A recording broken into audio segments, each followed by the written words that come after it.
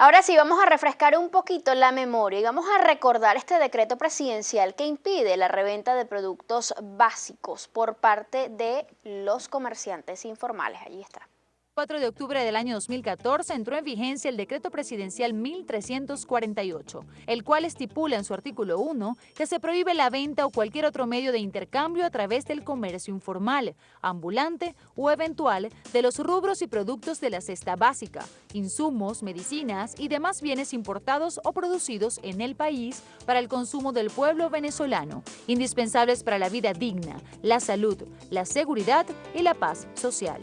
En su artículo 2 advierte que quienes infrinjan lo dispuesto en el artículo anterior serán sancionados conforme a lo establecido en el decreto con rango, valor y fuerza de la Ley Orgánica de Precios Justos.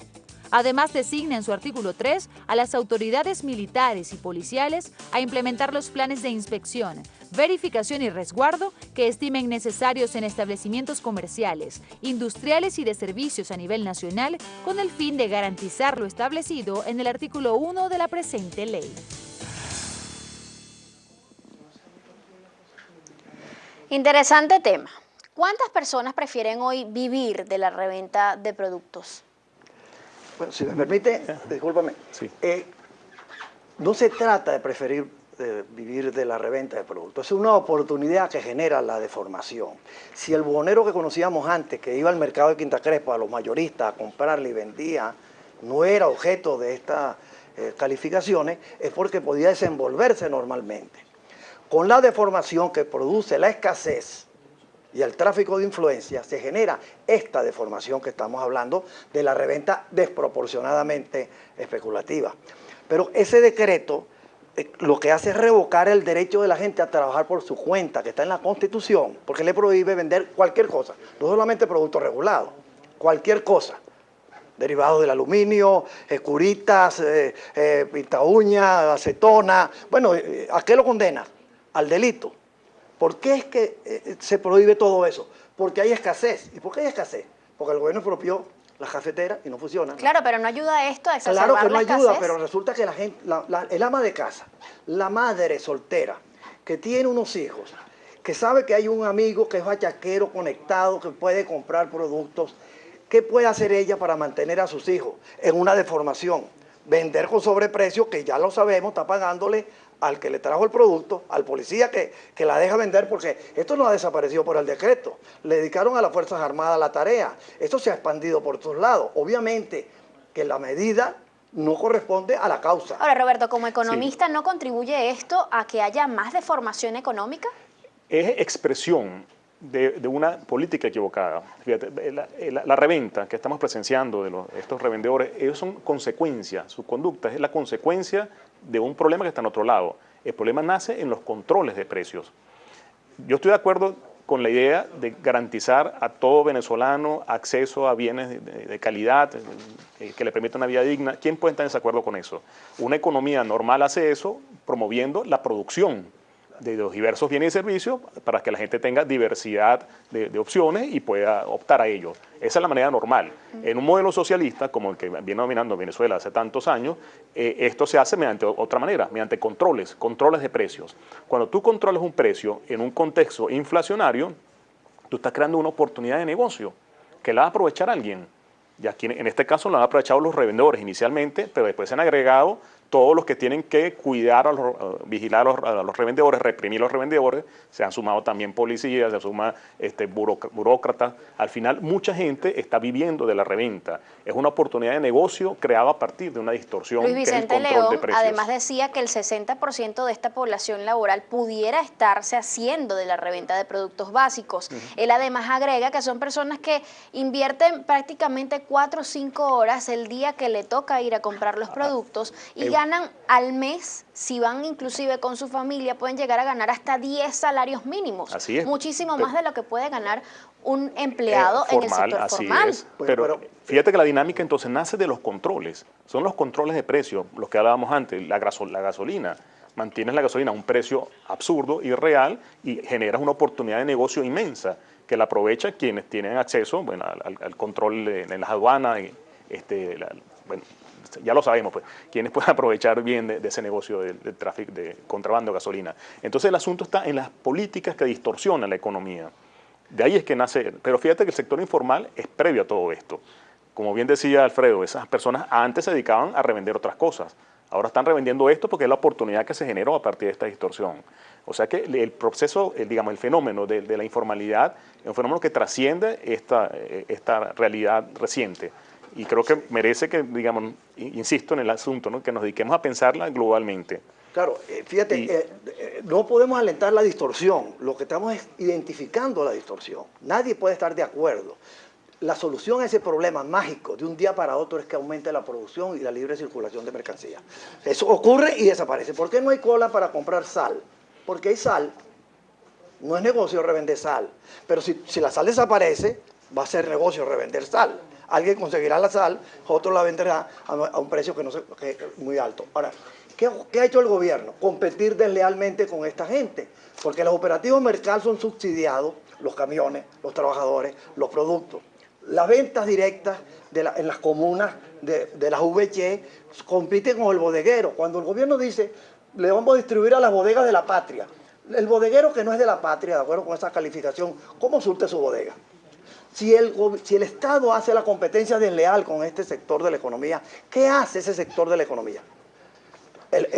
La ley del mercado es como la ley de gravedad, tú no la puedes revocar. La persona dice, bueno, pero además hay otra cosa que hay que tomar en cuenta. No todo el que compra y compra de más lo hace para esos fines, porque todos tenemos familiares que son solidarios con otros. Mi abuelo tiene problemas de pañales de adulto, aprovecho de comprarle 2 paquetes ya que llegaron en este momento.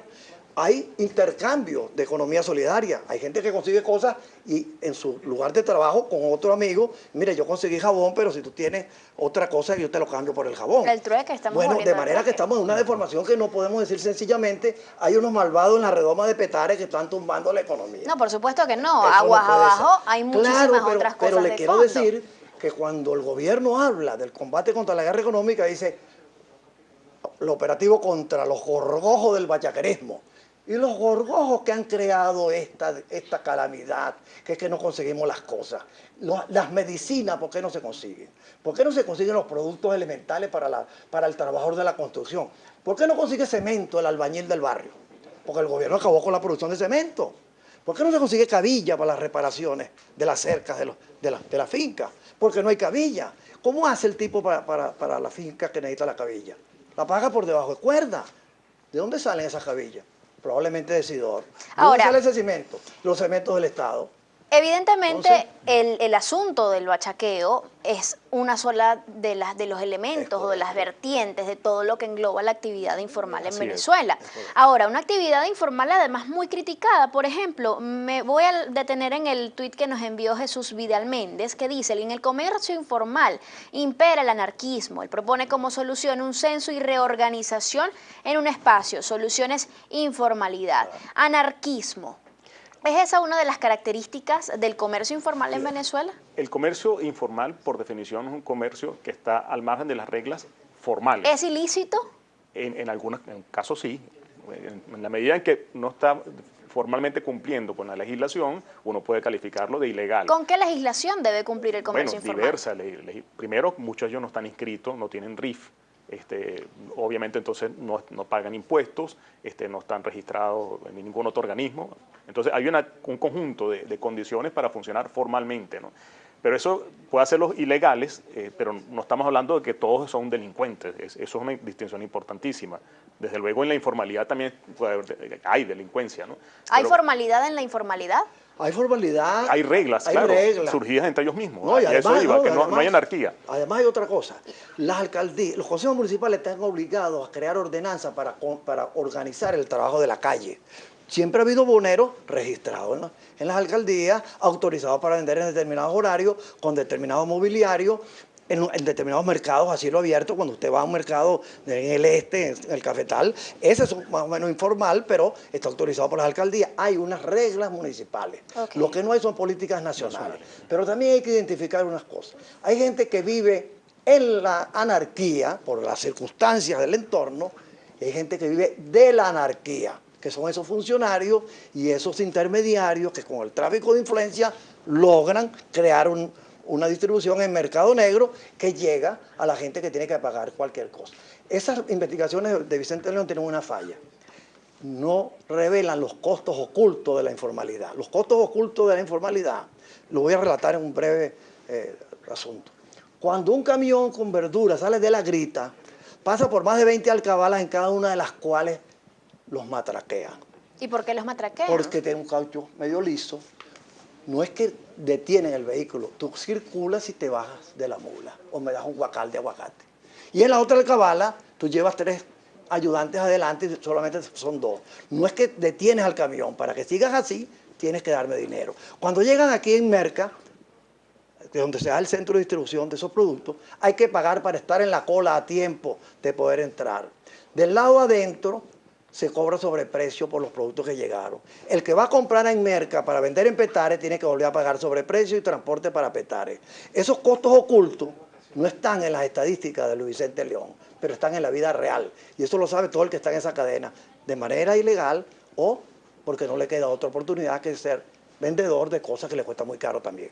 Ahora, algo que me interesa muchísimo también en todo esto de la economía informal, de la anarquía, de lo que estamos hablando, ¿hasta qué punto también esto pudiera o no estar repercutiendo en ese poco crecimiento que pueda estar teniendo nuestra economía?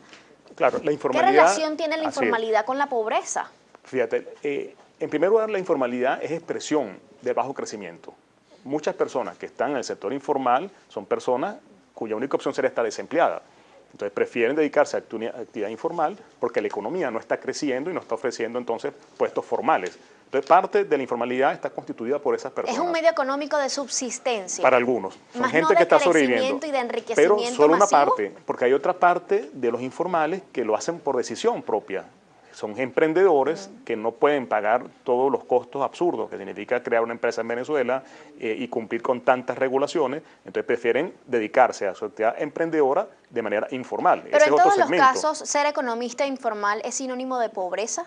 No necesariamente, pero efectivamente hay una correlación muy alta. Los sectores más pobres están asociados a la informalidad. Eso es correcto, ¿no?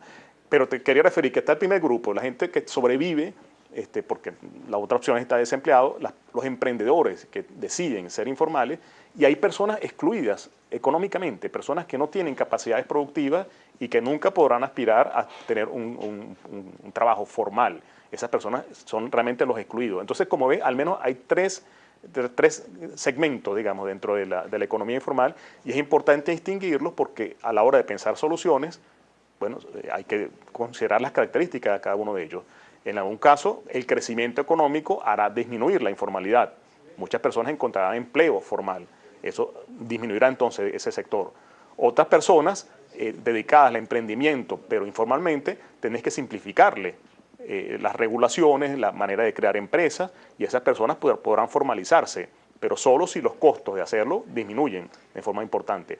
Y el tercer sector de los excluidos, esas personas, bueno, van a requerir políticas sociales de apoyo, de asistencia, porque esas personas no tienen las capacidades productivas para trabajar en el sector formal. Eventualmente podrán tenerlas, pero requiere un trabajo entonces de apoyo en materia de formación, de capacitación. Aquí hay una realidad. Hay quienes acuden a la economía informal porque no tienen opción, porque están desempleados, no consiguen empleo en el sector formal, porque tampoco hay muchas ofertas de empleo en este sector de la economía, por múltiples razones.